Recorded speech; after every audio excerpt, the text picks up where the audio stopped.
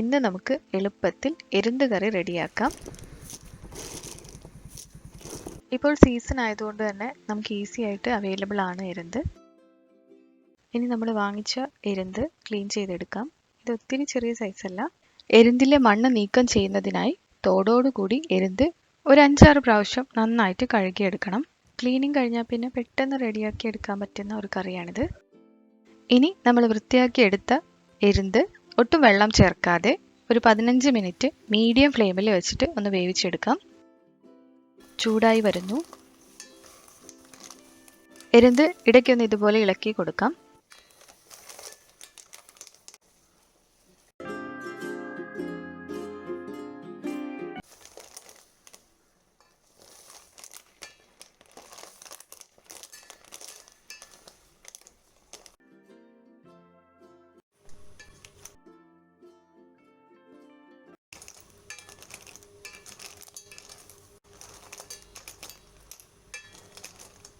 ഇങ്ങനെ ഒരു 5 മിനിറ്റ് നന്നായിട്ടൊന്ന് തിളച്ചു കഴിഞ്ഞാൽ എരുന്തിൻ്റെ ഷെൽസ് എല്ലാം ഇതുപോലെ ഓപ്പൺ ആയി കിട്ടും. അപ്പോൾ ഫ്ലെയിം ഓഫ് ചെയ്യാം. ഇപ്പോൾ എല്ലാ ഷെൽസും ഓപ്പൺ ആയിട്ടുണ്ട്. ഇനി ഫ്ലെയിം ഓഫ് ചെയ്യാം. ഇനി ഈ തോടൊക്കെ നന്നായിട്ടൊന്ന് ചൂടാറിക്കഴിഞ്ഞാൽ ഇതിലെ ഇറച്ചി നമുക്ക് വേർതിരിച്ചെടുക്കാം. ഇത് ചൂടാറുന്ന സമയം കൊണ്ട് നമുക്ക് കറിയിലേക്ക് ആവശ്യമായ 1 കപ്പ് തേങ്ങയും 1 തക്കാളിയുടെ പകുതിയും 1 പച്ചമുളകും കൂടി ചേർത്ത് നന്നായിട്ടൊന്ന് അരച്ചെടുക്കാം.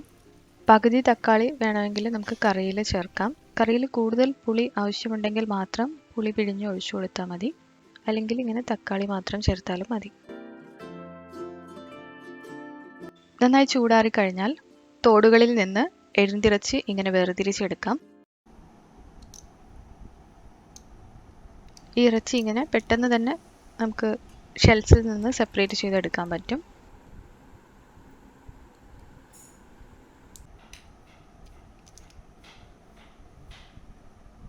അപ്പോൾ നമ്മളിത് നേരത്തെ എരുന്ത് കുക്ക് ചെയ്ത സമയത്ത് എരുന്തിൽ നിന്ന് തന്നെ വന്ന വെള്ളമാണിത്. നമ്മൾ എക്സ്ട്രാ വെള്ളമൊന്നും ആഡ് ചെയ്ത് കൊടുത്തിട്ടില്ല. ഇതിൽ നന്നായിട്ട് എരുന്തിൻ്റെ ഫ്ലേവർ ഉള്ള വെള്ളമാണിത്. അതുകൊണ്ട് നമുക്ക് കുക്ക് ചെയ്യുന്ന സമയത്ത് നമ്മൾ കറിയിലേക്ക് ഈ വെള്ളം കുറച്ച് ചേർത്ത് കൊടുക്കാം. എരുന്തിറച്ചി ഇപ്പോൾ സെപ്പറേറ്റ് ചെയ്തെടുത്തു. ഇനി നമുക്ക് കുക്കിംഗ് തുടങ്ങാം.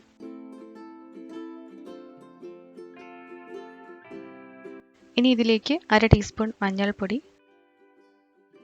എരിവിനാവശ്യമായ മുളക് പൊടിയും കൂടി ചേർക്കാം.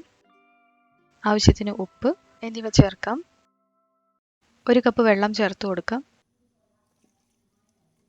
എരുന്തിറച്ചി കുക്ക് ചെയ്ത വെള്ളം കുറച്ച് ഇതിലേക്ക് ചേർത്ത് കൊടുക്കാം. ഏകദേശം ഒരു 3 ടേബിൾ സ്പൂണോളാണ് ചേർത്ത് കൊടുത്തത്. 1/2 കപ്പ് പച്ചക്കായ നല്ല ചെറുതാക്കി മുറിച്ചെടുത്തതും കൂടി ഇതിലേക്ക് ചേർത്ത് കൊടുക്കുന്നുണ്ട്. ഇനി നേരത്തെ അരച്ചെടുത്ത തേങ്ങയുടെ ആ മിക്സ് ചേർത്ത് കൊടുക്കാം. തേങ്ങ നന്നായിട്ട് അരച്ചെടുക്കണം.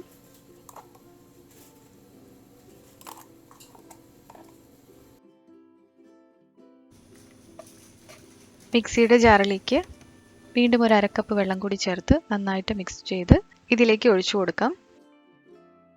ഇനി കറി കുക്ക് ചെയ്തെടുക്കാൻ വേണ്ടിയിട്ട് ഈ ചട്ടി നമുക്ക് സ്റ്റൗവിലേക്ക് വെക്കാം. എന്നിട്ട് ഫ്ലെയിം ഓൺ ചെയ്ത് കൊടുക്കാം. ഒരു മീഡിയം ഫ്ലെയിമിൽ ഒരു 15 മിനിറ്റ് നന്നായിട്ടൊന്ന് വെന്ത് കിട്ടിയാൽ മതി. കാരണം എരുന്ത് ആദ്യം കുറച്ച് സമയം ഒന്ന് കുക്കായതാണ്. എന്നാലും തേങ്ങയിലൊക്കെ കിടന്ന് നന്നായിട്ട് ഇതൊന്ന് വെന്ത് കിട്ടണം. ഒരു 15 മിനിറ്റ് കഴിഞ്ഞാൽ നമുക്ക് ഫ്ലെയിം സ്വിച്ച് ഓഫ് ചെയ്യാം. അതിനുശേഷം കടുക് വറുത്തിടണം.